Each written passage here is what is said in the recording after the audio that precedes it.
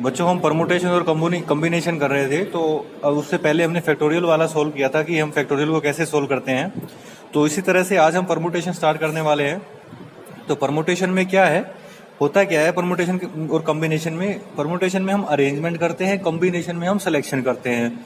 देखो परमुटेशन की क्या डेफिनेशन है, the different arrangement that can be made out of a given set of things by taking some or all of them at a time are called permutation. ठीक है, तो इसकी notation होती है NPR।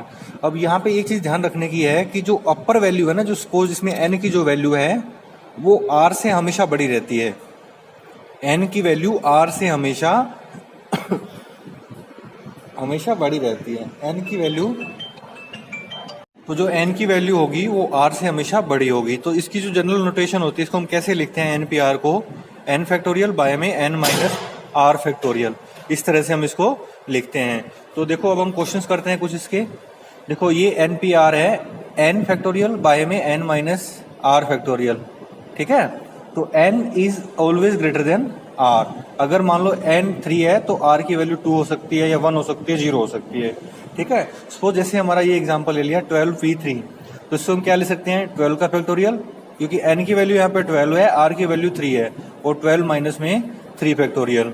तो ये 12 फैक्टोरियल बाय में 12 minus 3 कितना हो जाएगा? 9 फैक्टोरियल। अब इसको हमने सोल्व करना है, तो फैक्टोरियल को हम कैसे सोल्व करते हैं? एक एक वैल्यू कम करते जाते हैं। ठीक है, तो इसमें हम n की वैल्यू 12 होगी, r की वैल्यू 3 होगी, तो n माइनस r 12 माइनस 3 आ गया। इसको जब हमने सोल्व करा 12 फैक्टोरियल बाय में 9 फैक्टोरियल, तो सोल्व करने के बाद क्या वैल्यू आई? 1320। अच्छा, फिर मान लो इसमें दोनों वैल्यू सेम हो, n is equal to r हो, NPN हो, तो ये क्या हो जाएगा? n का फैक्टोरियल। देखो सपोज 8p8 है, तो हम इसको क्या ले सकते हैं? 8 फैक्टोरियल। 8 फैक्टोरियल को हमने सोल्व कर दिया, सोल्व करने के बाद वैल्यू क्या आ गई? 40320। अब ऐसे ही और क्वेश्चंस हैं। NP4 ratio n minus 1p3 equal to 9:1। अब देखो ये रेशियो में means this divide by this equal to this divide by 1। तो मैंने क्या किया था, हर जगह ना 11 लिख दिया था, तो ये 1 है, तो इसलिए मैंने इसको कट कर रखा है।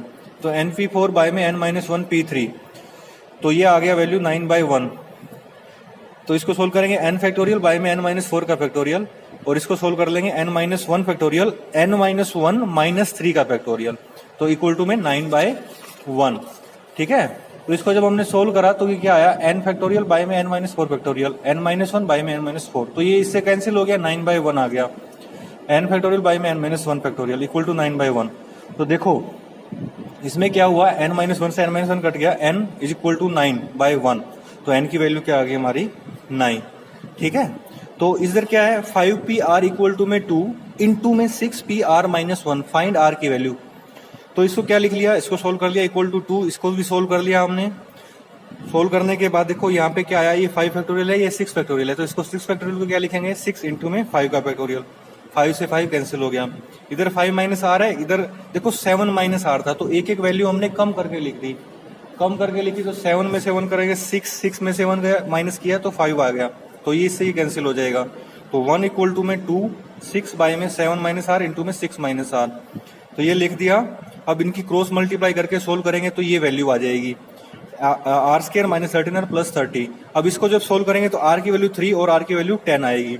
देखो अब यहाँ पे अगर r की वैल्यू 3 है या 10, अब हमने कौन सी लेनी है? हमने कहा था ना कि n जो है हमेशा r से बड़ा होता है, तो यहाँ पे ये 5 है और यहाँ पे 6 है, हम इसको देखेंगे 5, r की वैल्यू 5 से छोटी होनी चाहिए, तो इसका मतलब 10 नहीं हो सकती, r की वैल्यू 3 हो सकती, क्योंकि n is always greater than r।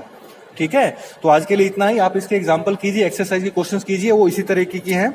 बाकी के क्वेश्चन हम अगली क्लास में करेंगे।